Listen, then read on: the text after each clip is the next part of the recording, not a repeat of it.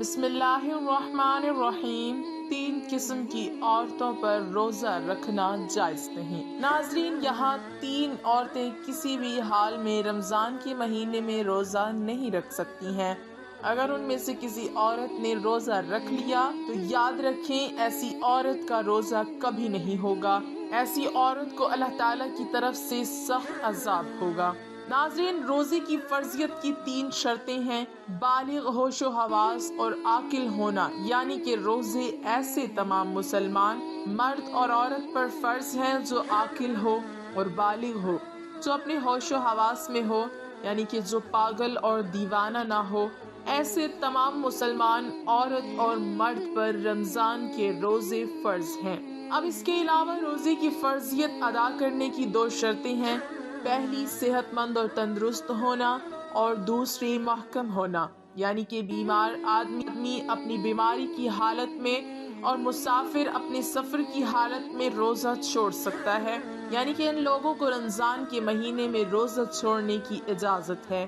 مگر یاد رکھیں، اگر ایسے شخص رمضان کے مہینے میں روزہ رکھنا چاہیں تو وہ رکھ سکتے ہیں، ان کا روزہ قبول ہو جائے گا، لیکن اگر نہ رکھیں تو ان کو کوئی گناہ بھی نہیں ہوگا۔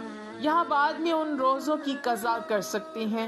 لیکن یہ 3 عورتیں ایسی ہیں جن کا رمضان کے مہینے میں روزہ رکھنا حرام ہے، یعنی کہ ان 3 عورتوں کا روزہ رکھنا جائز نہیں ہے۔ اگر ان عورتوں نے رمضان کے مہینے میں روزے رکھ لیا تو ان کا روزہ تو کسی بھی حال میں نہیں ہوگا، بلکہ ان کو اللہ کی طرف سے سخت عذاب بھی ہوگا۔ نمبر 1، سب سے پہلی عورت وہ ہے جو حیض کی حالت میں ہو۔ ایسی عورت کا رمضان کے مہینے میں روزہ رکھنا حرام ہے، مگر ایسی عورتیں بعد میں قضا کریں، وہ رمضان کے مہینے میں بھول کر بھی روزہ نہ رکھے۔ اگر کوئی عورت حیض کی حالت میں روزہ رکھ لیتی ہے تو اس کا روزہ قبول نہیں ہوگا۔ حدیث شریف میں ہے کہ حالت حیض میں عورت روزہ نہیں رکھے گی، اور حیض کی مدت ختم ہو جانے کے بعد ان پر ان دنوں کے روزوں کی قضا واجب ہے، جیسے کہ حضرت عائشہ صدیقہ رضی اللہ تعالی عنہا فرماتی ہیں کہ حضور نبی اکرم صلی اللہ علیہ وسلم ہمیں حالت حیض سے پاک ہونے پر روزوں کا حکم فرماتے۔ اس کے علاوہ روزے کی حالت میں اگر مغرب سے پہلے کسی بھی وقت عورت کو حیض آ جائے تو اس کی وجہ سے روزہ فاسد ہو جائے گا، اور پاک ہونے کے بعد اس روزے کی قضا لازم ہوگا، قضا رکھنا لازم ہوگا۔ جو عورت حیض و نفاس کی حالت میں ہو اسے کھانا پینا چاہیے، یعنی روزہ داروں کی مشابہت کی وجہ سے تنہائی میں بھی بھوکی پیاسی نہ رہے۔ البتہ اس کے برعکس اگر حائضہ عورت دن کا کچھ حصہ گزر جانے کے بعد پاک ہو گئی تو اب دن کے بقیہ حصے میں کھانے پینے سے رکا رہنا چاہیے۔ نمبر 2، ناظرین، دوسری عورت وہ ہے جو نفاس کی حالت میں ہو۔ عورت کے لیے نفاس کے ایام میں نماز پڑھنا اور روزہ رکھنا شرعاً جائز نہیں، البتہ ان ایام کے روزوں کی قضا لازم ہے، نماز کی قضا نہیں۔ نفاس کتنے دن تک شمار ہوگا اور نماز روزے کی کب قضا لازم ہے، اس سلسلے میں تفصیل درج ذیل ہے۔ اگر کسی خاتون کے ہاں پہلی ولادت ہو اور نفاس کا خون 40 دن مکمل ہونے پر بھی بند نہ ہوا ہو تو اس صورت میں 40 دن تو نفاس کے شمار ہوں گے اور اس سے زائد ایام استحاضہ کے شمار ہوں گے۔ غسل کے بعد ان ایام کی ہر نماز کے وقت باوضو ہو کر نماز ادا کرنا لازم ہوگا، اور استحاضہ کے دوران عورت روزہ بھی رکھے گی۔ اور اگر نفاس کا خون 40 دن سے بڑھ جائے اور اس عورت کے ہاں پہلے بھی بچے کی ولادت ہوئی ہے تو اس صورت میں اس سے پہلے بچے کی پیدائش کے موقع پر جتنے دن خون آنے کی عادت ہے اتنے دن کا خون نفاس شمار ہوگا اور باقی بیماری کا خون شمار ہوگا۔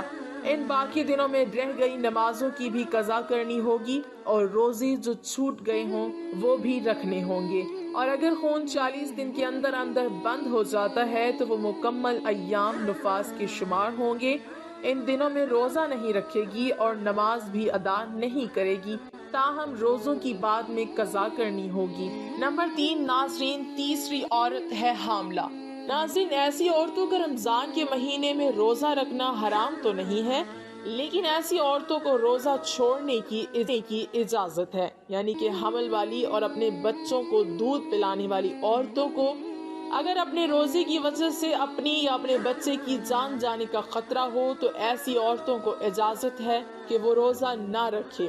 اگر حاملہ عورت کو ظن غالب ہو کہ روزہ رکھنے کی صورت میں خود اس کی جان یا بچے کی جان کو خطرہ ہو سکتا ہے تو اس حالت میں عورت روزہ چھوڑ سکتی ہے اور بعد میں قضا کرنا واجب ہے۔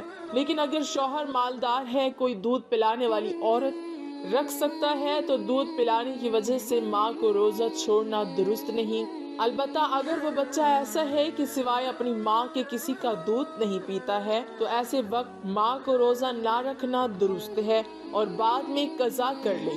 سیدنا انس بن مالک کعبی رضی اللہ تعالی عنہ بیان کرتے ہیں کہ نبی کریم صلی اللہ علیہ وسلم نے فرمایا، اللہ نے مسافر کو روزہ اور نماز کا نصف معاف کر دیا ہے، اسی طرح حاملہ اور دودھ پلانے والی کو بھی۔ سیدنا عبداللہ بن عمر رضی اللہ تعالی عنہما سے حاملہ کے بارے میں پوچھا گیا جسے اپنے بچے کے نقصان کا خطرہ ہے، فرمایا وہ روزہ چھوڑ دے، اس کے بدلے میں ایک مسکین کو ایک مد یعنی تقریباً نصف کلوگرام گندم دے دے۔